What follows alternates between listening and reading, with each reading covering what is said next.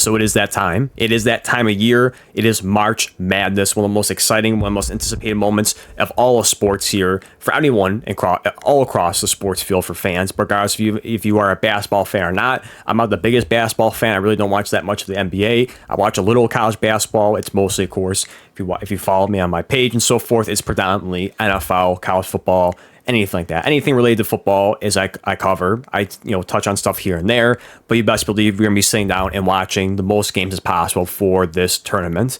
And this is gonna be a quick video. I say that because with that, like you presume, there is no logic. There's no analytics. There's no statistics. There's no me saying any players' names outside maybe Louisville, of course, with them getting with Mikel Brown Jr. being out for this round. And also the next round, too, if they do advance. That's the only player's name you're going to hear out of my mouth. I am a complete casual. I'm a complete oblivious to the sport. This is all purely just picking at random. That's all it is. Some people might get outraged with these selections, but again, just a disclaimer, it is completely at random. Because to be honest, even if you are analytic driven and you know the ins and outs of this, it's still going to get wrong regardless if you are heavy into college basketball or you're a complete nobody in it. It's still going to be broken because you just can't predict this. It's wild, which is part of the fun of March Madness, no doubt, and doing the brackets too. So again, disclaimer, no stats or anything to back up my choices. It's just purely just clicking 50-50 shot for each of them. So this is my bracket, and you see on top there, I have Gonzaga winning the championship. That is one constant I do every single year. Gonzaga, when they do make it in, I pick them to go far. I don't know why. I think it's because of years prior where I see them go far a couple times when they go to the championship and they fall short. I think I always want them to get there eventually and finally win it as well. So that's only one constant every single year in my brackets. I pick Gonzaga to go far when they're in it. So dropping down, dropping down from top to bottom here and looking left to right for the brackets here. It's, again, this is laid out here. Once again, disclaimer, yet again, no logic whatsoever for my selections here. So there is certainly a decent amount of upsets we have here. That's the only one I'm really going to point out here. That's really it, because it's going to be a long video, me going through every single game. So kind of going to the left here, you have number 9 TCU over number 8 Ohio State, as well as dropping down a little bit further here. This one, again, this was iffy because of their freshman player being out, like I said, for South Florida tomorrow, as well as if they do advance into the second round, he will miss that game as well. I don't know yet his stat. We don't know his status yet after that, if it gets to that point, if they do advance into the Sweet 16, but at least for the first 2 rounds, he is out with a back injury. So it certainly is a big loss for them, at least what they say it is. So certainly you could pick South Florida here to upset number 6 Louisville, but I'm going to still stick with Louisville at this point here and have them advancing here at that point. Disclaimer with that. I have number 10 UCF taking down number 7 UCLA. Going from the right here, I have number 10 Missouri over number 7 Miami. What else we have here? We have number 11 Texas over number 6 BYU. And we have probably one of the biggest ones on here, probably the biggest one for just the difference in seeding, is number 12 High Point over number 5 Wisconsin. And then we have, that's pretty much it. Yeah, it wraps up the first round for upsets here, dropping down as well. I hate calling these matches upsets when it's 9-8 because it's the closest possible. It's basically dead even at this, so I don't really like calling upsets, but if you want to go off of seeding, of course, it is an upset. And I have number 9 Iowa over number 8 Clemson. Dropping a little further down here, we have number 10 A&M over number 7 St. Mary's. That's also another part of my logic too when I pick up upsets, is I always stick to between 8 and 9s and 7 and 10s. I feel like that works out pretty well. You do have the outlier course like I have with St. Mary's. We have a number 12 seed, a 16 seed at times, upsetting. But usually for my upsets, I stick between the 7 and 10s and 8 and 9 matchups for that one. That's also a kind of constant that I do every single year for my selection as well. Again, Texas A&M at number 10 over number 7 Mary State. Going from up, from the bottom to the top here. I don't think there should be any other more upsets here. One more, again, going after the 9 and 8s. Number 9 St. Louis over number 8 Georgia, and I have all the number 1 seeds advance into the second round here. Bringing down the top 32 here. There shouldn't be another one. Oh yeah, St. John's over number 4 Kansas. Michigan State cruising past Louisville, not cruising past, but get past Louisville if it gets to that point, if they can survive with their player being out. We have UConn still being strong in the second round, Purdue making it in there, Gonzaga still being strong.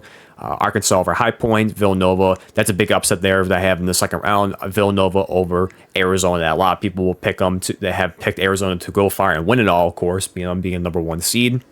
Dropping down to the rest of the second seed here. Fuller's still alive. We got Vanderbilt with the upset over Nebraska.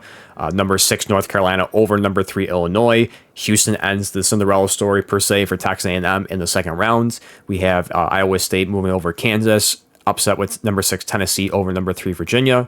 Alabama getting past Texas Tech, and Michigan still staying strong against St. Louis, advancing. So again, all the number 1 seeds, or sorry, 3 out of the 4 number 1 seeds advance outside of Arizona. Now we get into the final 8 here with Duke over St. John's, UConn over Michigan State, Gonzaga with the upset over Purdue, as well as Arkansas over number 8 Illinois. Bringing down the rest here, if I'm not losing my spot here. We have Florida still advancing against Vanderbilt. We have Houston over North Carolina, Iowa State over Tennessee, and upside here, number 4 Alabama over Michigan at this point here. So right now we are at the final, the Elite 8 at this point, the Elite 8 right now. So we have the top here, 1 and 2, Duke and UConn, and 3 and 4 with Gonzaga and Kansas. I have the upside here with UConn stopping Duke's run here to advance to the Final 4. I have Gonzaga still going strong here, of course. Again, spoiler alert from the beginning. Going past Arkansas to punch their tickets. Both those teams have punched their tickets to the Final 4. Dropping down to the bottom here, we have 1 and 2 and 2 and 4 in the 2 matchups in the second half here of the bracket. I have Florida still going strong, going to the Final 4 over Houston, and we have Alabama getting the upset yet again over number 2 Iowa State. And then getting here to the Final 4, we have number 1 Florida versus number 2 UConn. On the other side, we have number 3 Gonzaga, number 4 Alabama. And I have, starting from the left here, I have Florida repeating, at least going back to the championship game this so far over UConn. And going to the right here, I have Gonzaga taking down Alabama to go back to the championship. Now, again, the last 2 times they've been there, they failed. Can they change it again? Third time's the charm at this point here. So we have Florida, who has a chance to repeat, go back to back, and the second time they've done that, of course, they did that in the mid-2000s. Can they do it yet again in this one, repeat and go 25-26, or is Gonzaga going to stand in their way and they're going to finally win this one? And for this, I have Gonzaga winning, and for the total points, I have it at 152 for the total, and that's going to wrap it up here.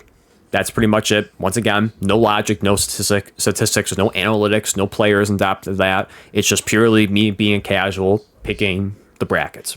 That's all it is here. It's fun. It's exciting. I don't care. I'll probably get the first game wrong, like a lot of people will for this. But yet again, just going down for the breakthrough slowly for my bracket one more time. Just give you a preview yet again of what I have here for the stats. And for my, I shouldn't say stats, but selections here at this point. And that's going to wrap it up. Like I said, it's, I based on the beginning there. I apologize if I didn't.